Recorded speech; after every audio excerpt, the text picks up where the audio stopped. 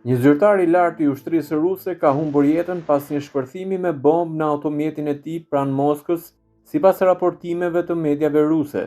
Viktima është koloneli 57 vjeçar Damir Davidov, drejtues i drejtorisë së furnizimit me municione të artillerisë dhe raketave në ushtrinë ruse. Sipas burimeve, një mjet shpërthyes i vendosur poshtë automjetit të tij tip BMW shpërtheu rreth orës 5:30 të mëngjesit, ndërsa ai po udhëtonte pranë banesës së tij në qytetin Balashika, shkruan Guardian.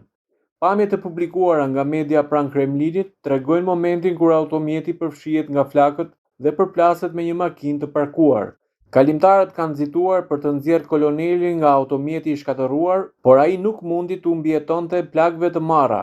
Një dëshmitar që tentoi ta ndihmonte tha se Davidov ishte ende gjallë kur u nxorr nga makina, por gjendja e tij ishte kritike. Ngjarja konsiderohet si pjesë e një serie atentatesh që kanë shënjestruar zyrtar ushtarak rus dhe figura të njohura pro-luftës që prej fillimit të pushtimit rus të Ukrainës. Deri tani, as autoritetet ruse dhe as ato ukrainase nuk kanë komentuar zyrtarisht mbi incidentin. Megjithatë, deputeti dhe ish gjenerali rus Vladimir Shamanov e cilësoi sulmin si një akt skandaloz, duke kërkuar një përgjigje të ashpër ndaj autorëve.